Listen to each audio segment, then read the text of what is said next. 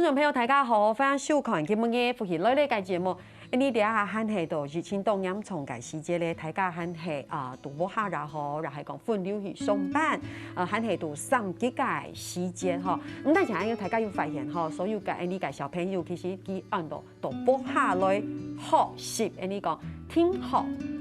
聽學咁講冇聽學，所以你見面撈大家好好嚟討論，成件讀播下一年用呢撈啲相處咧，先咁個一開始分享嘅裏邊之前先嚟分享啲見面嘅貼嘅裏邊佢係馬莎，佢係大家都當熟咗嘅阿權妹分享。嗨，理解韓國各位電視機頭前嘅觀眾朋友，大家好，我係總演員阿權妹，因為有一段防疫嘅期間，正見大家嘅生活都有動態嘅無窮樣，根本嘅錄樣沒有意思係無窮樣，但根本嘅咩講呢位呀大嘴鼓嘅歌唱同大家傾下來有呢個同防疫嘅合作哦。冇錯，所以因為疫情嘅關係，所以你見每一屆裏邊，不是你，也不是我，不是我們，因為現在就是我們要就是我們要一起努力來抗疫嘛，對不對？所以你哋係為了理解現從嘅線上用打電話嘅方式來連線，透過電話嘅方式讓你所有嘅鄉親朋友來分享。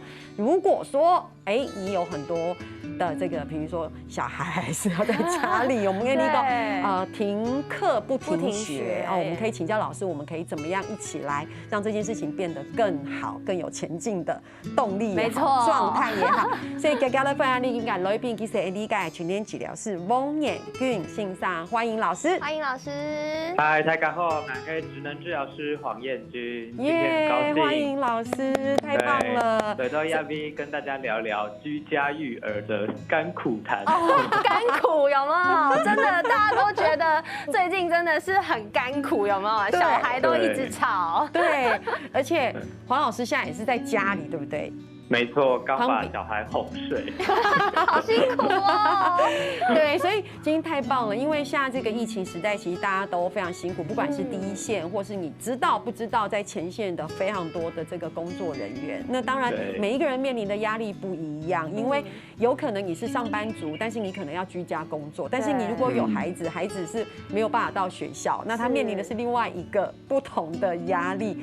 不過我們今天先在這之前，先讓所有感興趣朋友分享。你看，因為我們的老師是職能治療師，這個名詞我們常常聽到，對，但其實心裡都會有一個疑惑，就是職能治療師好像是一個很專業的名詞。不過真見來每天視機頭前的觀眾朋友，可能大家就唔係懂了解，覺得好像有一點點的抽象，所以我們是不是可以請黃老師簡單來講一下，到底什麼是職能治療師？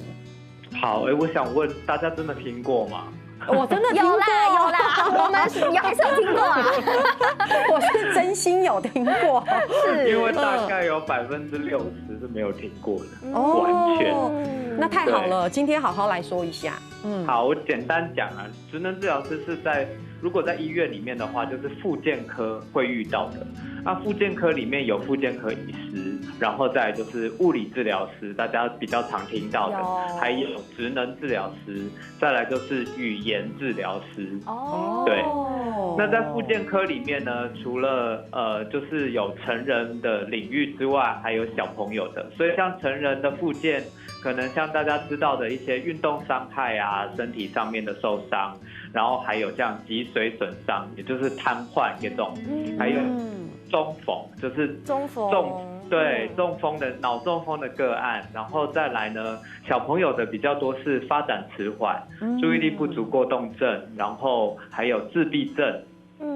這類型的，然後到復健科來，所以到復健科以後，醫師診斷了，他就會看，這個個案需要哪些治療師的介入，所以他就會開這個診斷單，這個就轉診單給我們，然後我們就來幫他們做復健。是，所以這樣子聽起來，唐一磊他其實是非常的個案，對，取決於他的需求，所以聽起來聽醫生這樣說，感覺上他其實是對象是可能有生理的，对不对？心理的，因为我刚好特别听到一个关键字，比如说他可能是因为职场工作受伤，那有可能就是生理的，对，那也会有心理的，而且特别像针对黄老师这边是还有儿童，对不对？对，刚才也是这样说，所以像黄老师特别对于儿童职能治疗这一块也是有很多的投入，所以今天就要来帮各位爸爸妈妈解决小孩的问题。对，其实职能治疗儿童这边。黄老师，你能不能说一个比较简单的例子？比如说像现在比较多在诊间的案例，你觉得儿童的职能治疗是什么？对，因为以职能治疗整个来讲，不论是他是成人还是其他领域，都是利用生活里面我们所会做到的事情来帮这个个案复健，不是像大家讲的那种电疗啊、热敷啊、拉脖子、拉腰那种，是生活上面所有本来就会用到的东西，所以我们都会透过我们需要使用的这些，然后来看这个个案它到底是脑部出了问题，还是身体的机能出了问题，然后来帮助他们复健。那以小朋友来讲的话，生理也有，比如说他们的这个发展迟缓，可能动作啊不是很协调啊，然后或者是认知上面可能比较 delay 的，我们就会说它是智能方面的迟缓，或者是有一些是其他方面的迟缓。那我们最常见的儿童个案就是注意力不足过动症，然后还有自闭症光谱症候群，就包含以前大家听到的亚斯伯格这个部分，对，然后还有像是刚才提到的发展迟缓，还有一些特殊疾病、罕见疾病的复健，然后其他的话还有学习障碍啊、情绪障碍或是社交人际障碍，这些都是职能治疗在儿童领域的方面帮大家复健的对象。相信大家对这个职能治疗有更清楚的认识哈。不过呢，刚刚在问一下，你看黄老师迫不及待。现在疫情时代，很多孩子们停课不停学，在家里很多家长就会觉得说，哇。他说我要爆炸了，对不对？对，我亚一报的就唐东东哎，说是给爸爸妈妈，很多爸爸妈妈都说啊，这个小孩在家里呀，然后就是一直吵啊，要出去玩啊，因为对他们来讲，他们现在好像在放假，有没有？就有人开玩笑说，现在好像要一路放到暑假去了，然后都平时爽扣都不用上课，但是小孩就遇到一个问题啊，他静不下来。那为什么孩子会有这样子的状况呢？也想问一下黄老师。如果是这段期间的静不下来啊，就是他们以为真的是在放假，在认知上来说，对，因为其实我们也有很多大人在家工作，都会不小心讲说啊，我们放到几号这样，对，好像会耶，潜意识里面就觉得自己好像在放假，所以连大人都这样，就不能怪小孩嘛。哎呦，对。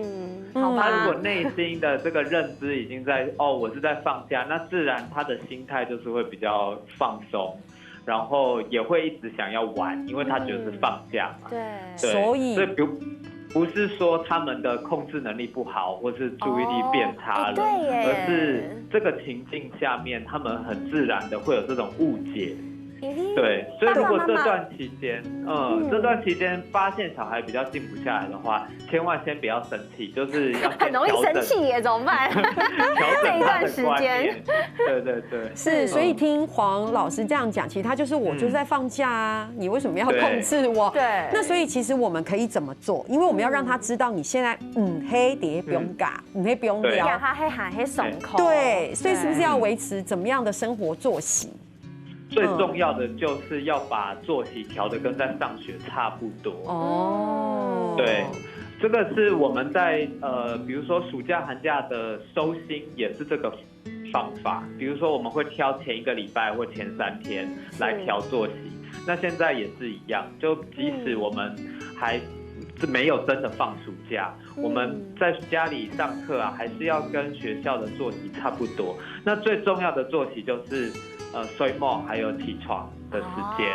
对，睡梦跟哄床，因为动到3年内可能会9点要上课，9点钟哄床，眼睛才9点眼睛才张开来，有没有？对。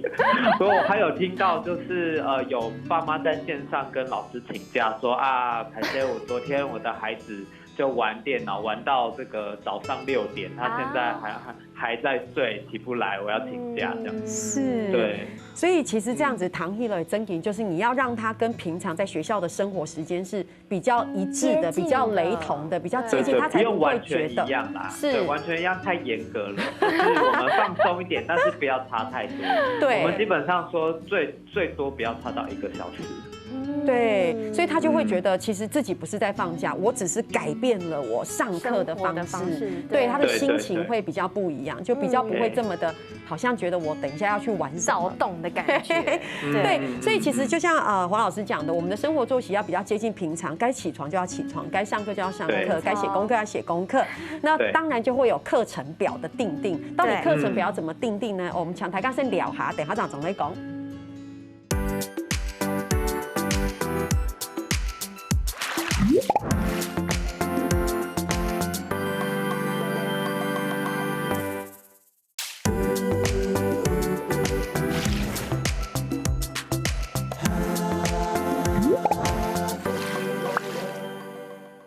你今天东分营造强斗黑你盖，今天治疗师翁眼俊信上来多聊片，今天是我们的职能治疗师黄老师，对。嗨，大家好。对，所以我们上段节目聊到，就是你其实生活作息还是要跟平常一样。对，冇错呀。其實同重要嘅，甚至還有談過其他嘅爸爸媽媽講吼，迄個人嘅生年內有這個生活作息上還沒有辦法調整跟適應的狀況啊，還有爸爸媽媽會啲數幾夜底度下載學校上課下課的鈴聲，這個是有效果的嗎？有啊，因為這個就是一種儀式感嘛。是哦，儀式感是不是？我們在上課也要強調這個儀式感，所以其實我們應該要讓這個小朋友跟爸爸媽媽親子一起來訂定一個生活作息的課程，對不對？對。這要怎麼來做呢？其實大家也不用想得太難啦，因為平常學校就有上課的時間啦，所以就照着那個時間做就可以了。對，在這段期間，只是我們要幫孩子安排一下，他下課可以做哪些事情。是，因為蠻多孩子是一下課就可能衝去看平板，衝去看電視。對，其實應該要讓他除了上洗手間之外，可以稍微動一動。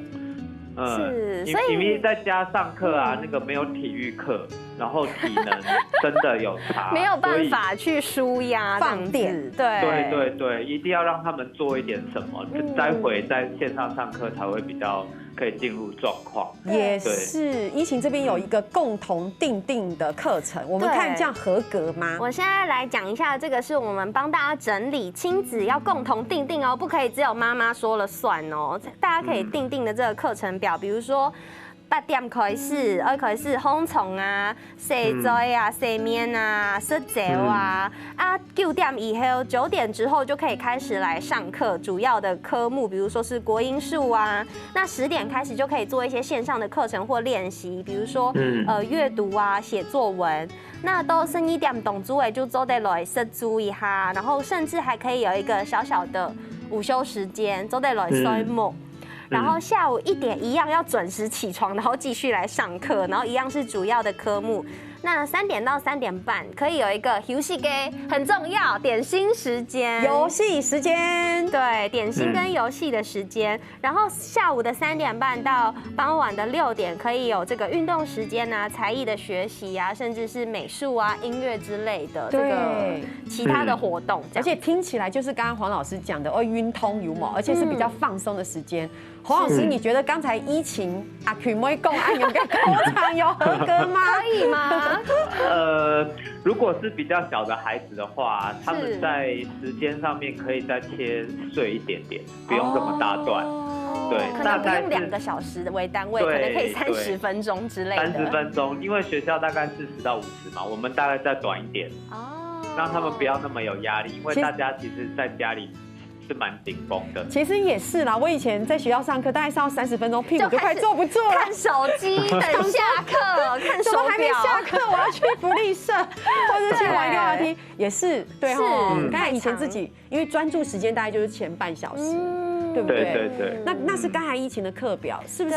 刚欣赏黑莓有共都玩乐下课的时间，因为像现在下课的这个中间的玩乐时间，其实爸妈最头痛的是，可能他玩一玩就叫不回来了。哦，对，那其实这样子的方式是不是应该我们要指定他玩什么？可是到底要指定玩什么，小朋友才愿意去玩？我会不会太剥夺他下课的这个乐趣啊？对啊，其实这个就可以先跟小孩讨论，然后我们有几个选项，然后跟他讲说，那你今天就是选哪几样，然后我们是在特定的地方玩。然后再叫他回来，这是对于自制力比较不好的孩子使用的啦。对，如果说自制力比较好，那其实就可以更加弹性。那如果说比较不行的话，就是跟他说你可以做哪些，我们列出5、6种，然后让他在下课的时候可以做选择。哦，让他先选择。而且我刚刚好像有听到一个关键字，是可以让他们区分这个活动的区域，对不对？比如说上课可能是就是在书房，但是下课可能可以到这个玩乐区去区隔他们的一个心情。对，因为这也是仪式感。对，让他们知道在书房里就是上课时间，然后外面休息。对，他们比较可以进入那个状况。对，也可以真心的玩乐，下课10分钟就认真玩，上课就回到书房乖乖念书。对，我觉得这听起来是还蛮理想的状况，对不对？因为其实就是感觉上好像孩子还蛮乖的，而且刚刚从节目给一开始都呀，泰嘎就会你跟他沟通，而且你们是听他周亚跟事情，他也会觉得这有我的决策在里面，不是说我会去进行，对，但是事实上也会有没有很理想的状态。我们刚刚讲的都是美好的想象的画面，但是我相信实际上听众有懂得爸爸妈妈读到的情形，嘿，所以呢都可能在电脑前面在做线上学习的时候，他可能会有一点分心啊，或者是心情不好啊，他就不想要读书啊，就不想要上课啊，或者是闹脾气啊，跟爸爸妈妈吵架。所以想要问问看老师，如果是像这样子的状况，父母亲应该要怎么处理比较妥当呢？第一个就是我觉得要把标准先放低。本来你觉得理想状态应该要怎么样，你就再打8折，或打个。我以为要打巴掌，吓我一跳。刚才吓一跳，原来是打8折。及格分数放低一点。OK。他只要有坐在那边，哪怕是他只是发呆或是动来动去，我觉得已经很值得嘉赏了。就是因为没有来乱我们嘛。所以这个部分其实就不要对他太多要求。对，然后慢慢的在可能因为大家其实这段时间也渐渐习惯了这种作息嘛，虽然蛮痛苦的，可是孩子呢也是可以习惯这样子的模式，所以等他慢慢习惯以后，我们再做要求。我觉得黄老师讲得很好他说你真的要放低标准，其实这个时候大家的压力都很大，有时候也许爸爸妈妈也是真的，有时候其实爸爸妈妈给压力你自己转移到小孩身上，你自己都不自觉，对不对？而且刚刚医师讲的我听了好感动，他说他哪怕坐在那边发呆，他愿意坐在那边那就知道今后其实也是因为你也是鼓励他们，对，你就是让他去习惯，他必须要有这样的一个模式，对不对？对，那所以网络上我还听到有人说，就是家里不用那么干净，反正最近不会有访客，所以可以把玩具先丢在地板上，是这个意思吗？对，就不要那么严格，大家放轻松一点。也是，对，我觉得最近其实不管我是访问任何一个医师，我觉得医师很容易跟我讲，你可不可以放轻松？我觉得这可能也是因为在这个疫情的期间，我觉得太搞会联系给增紧，放轻松，免得大家太紧绷，会有太多的压力，放过彼此。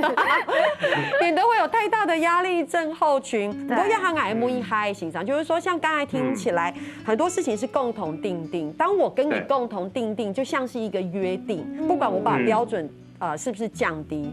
可是医师，我跟你讲，我们听起来都讲的，我们3个讲的好轻松，对不对？我看到还是很多爸爸妈妈很抓狂，你有共的，因为他会觉得我跟你共同订定，你根本就没遵守。对，怎么办？没有遵守。这个有2个部分可以谈。第一个是，如果这个他做不到，因为其实小朋友预测能力没有那么好，他可能以为他做得到，所以他这样讲。但实际上他做不到，所以这个标准跟原则要调整。要根据他实际表现再做一些下修，不要一定我们讲好了，你明明答应我，你怎么没做到啊？这样不行，这个我们就要调整说原来他能力有限，或者是他眼高手低，那我们就要好好的来重新制定。那第2个呢，就是如果要做一些规范的话，我觉得奖励比处罚好。奖励用奖励的方式是对，因为大家已经在这个气压下面非常的紧绷，非常的不舒服，因为没办法出去透气啊，各方面的。所以如果又再加处罚的话，其实大家反弹会更大。对，所以希望爸妈呢以奖励代替处罚。那其实大人也喜欢那个有奖励啊，那所以尽量就是跟小朋友讲好那个奖励，然后最好呢，如果是要集点或者是可以有累积多少条件的这种呢，尽量就是当天结算立即给。不要欠债就对了啦。对，你不要说你集满500颗星都给你一个布丁什么，就太难，然后奖励又太弱了。会觉得我好像已经付出了很多，但是我什么都没有回报的感觉。那颗布丁可能要集1年，有没有？500颗星，好久。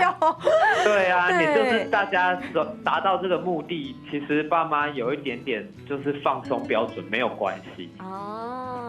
其实我真的觉得奖励这件事情非常的重要，因为我觉得其实有机会还是可以好好跟黄老师来聊一下。其实奖励的内容也是非常重要，我觉得也不可以太随意的奖励，对不对？因为就比如说你奖励他，就是如果你完成什么，我就可以买一个玩具，给你亲一下，小孩整个想要逃走这样。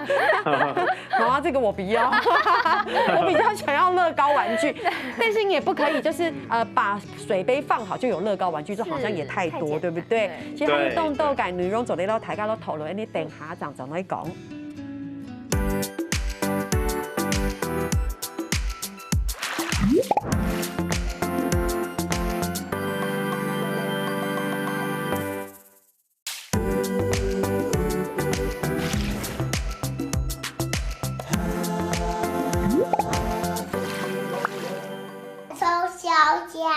腿短短，脚大大，擦脖子别追吧。哥哥爸爸真伟大，一到我家。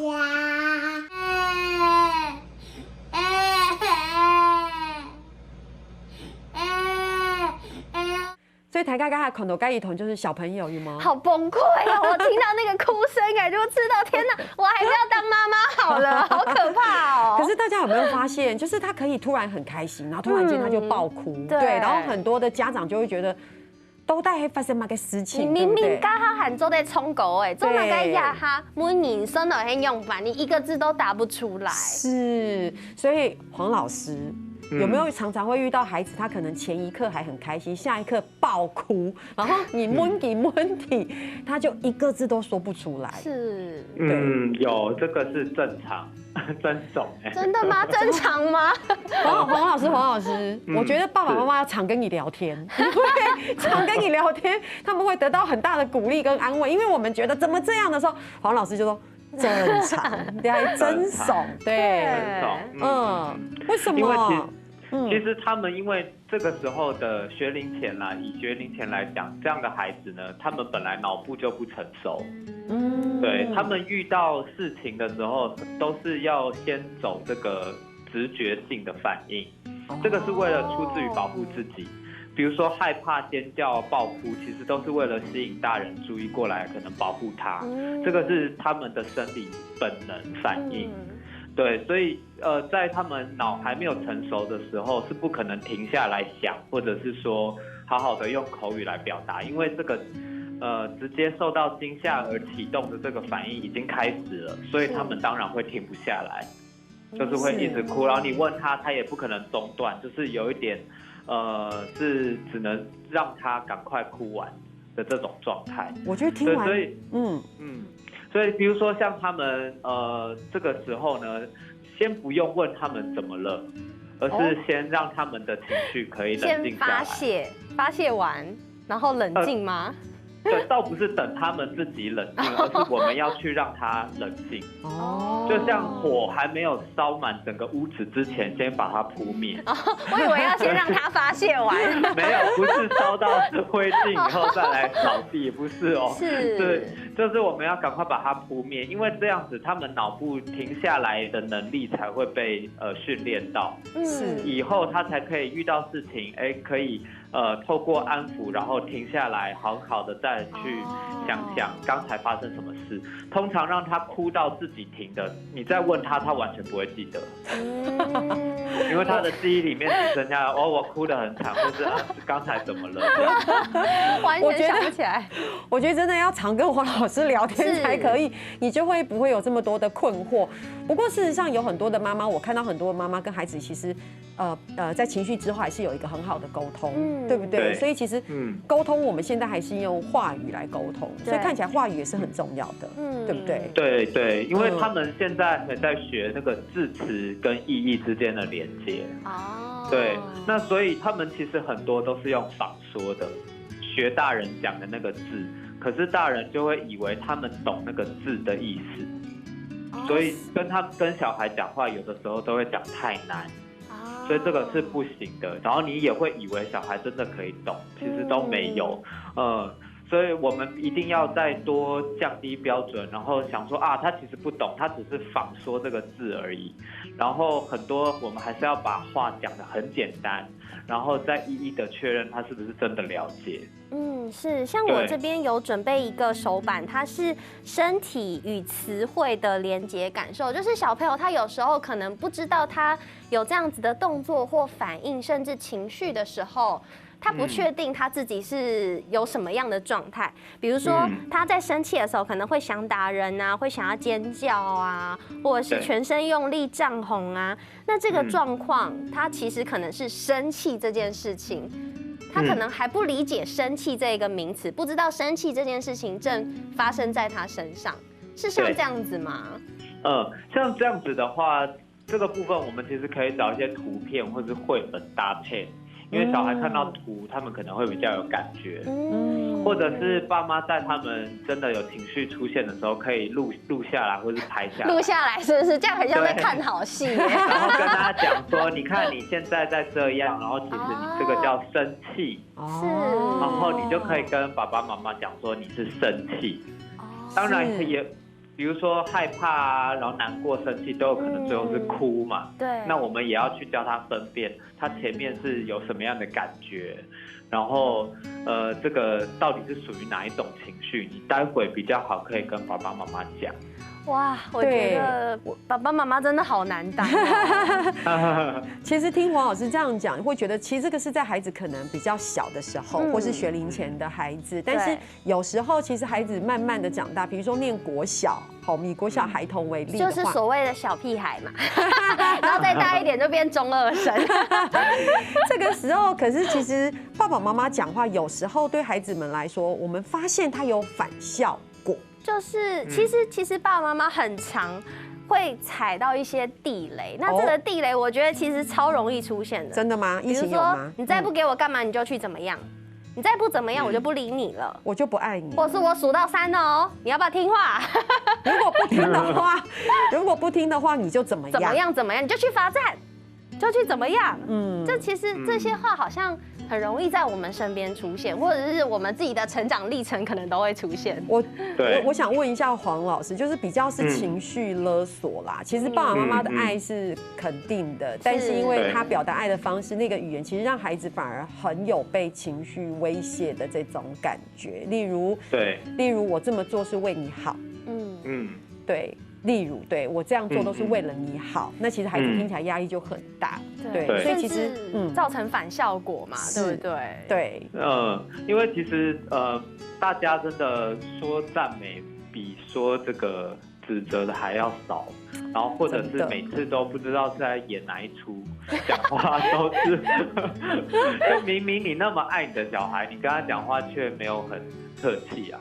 对，所以像这些都是蛮常见，有威胁型的啊，比如说威胁他可能会受到伤害，或者是你不怎么样的话，爸妈就会受到伤害这一种。对，然后另外一个是那种权威式的，就我讲的话你一定要听。对，就是或者是说你是住在我这个家，你就要听我的话。那你不然我就把你赶出去。对，那这个都会影响到孩子心里会默默的下定决心，想说好，以后我绝对不要住在家里。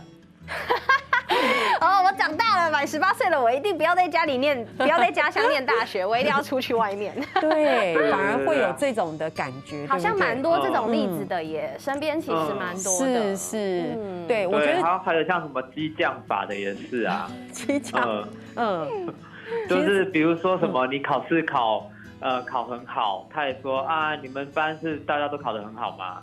好讨厌哦！为什么要这样？他明明其实是认同孩子的，可是你就不能好好说嘛？所以我觉得这个部分其实也是今天空天师给爸爸妈妈要学习的。对，其实你都是爱，但是其实不一样的用词，就感受完全不一样。另外一个就是有时候，其实父母亲跟孩子讲话，我觉得就像下指令一样，那个指令其实越短越好，对不对？对，因为其实小朋友他们可以听到的字，有的时候不是我们想象的那么多。然后如果说爸妈讲话的时候，他们描述的句子太长的话，小孩子会抓到头或是尾。比如说，这个9点了，我们希望他赶快刷牙、盥洗完上床睡觉。那很多爸妈第一句话不是直接叫他去刷牙睡觉，而是会问他说：“现在几点了？”9点啊。对，现在看看几点了。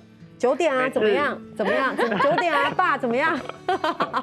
对，他就说每次几点了，要做什么事情还不知道吗？我觉得做什么事？老师太温和了，讲几次？老师太温和，通常不是这样。老师呀，他说会记得掉没？你都在这做嘛该？还不去刷牙洗澡？对，前面都会先问，然后我们其实很习惯，就是觉得别人一定知道，然后我们要问他，但其实。最和气的、最有效的，那就是直接告诉他9点了，要刷牙睡觉，然后越短越好。比方说，你看时钟啊，现在是不是9点了？明天还要上课，那你现在应该要去刷牙，刷完牙要洗脸，然后再去上床，太长了。是，就是说9点刷牙睡觉。好，是。所以今天增加一个字是，对。可是如果你要保持温和的语调的话，对，我们建议在这个祈使句后面加一个语助词，比如说9点刷牙睡觉喽。太棒了，睡觉吧。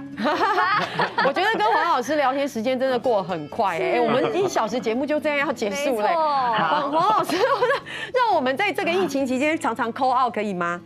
可以啊，可以哦。谢谢，我们先谢谢黄老师，谢谢黄老师，安之生，安之生。好哦，最后短短的时间哦，大家同大家讲一下，来，大家 Q 哈一起来，对不对？来，我们这个买菜的时候，真的大家要注意购物清单准备好哦，带在眼内，而且一次购足，少去多买。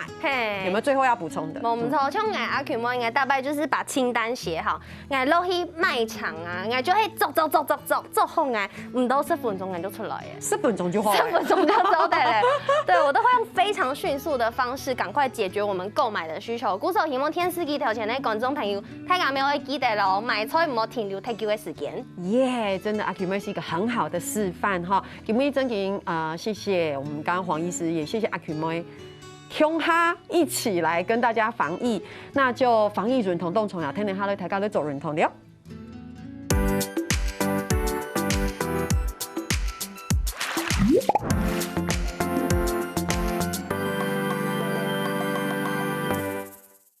中戲福喜女界所有嘅朋友會記得去到福喜女界面書傾站，還有聽嘅你客家電視嘅 YouTube 片頭，讓你嘅影片呢分享出去哦，感謝大家。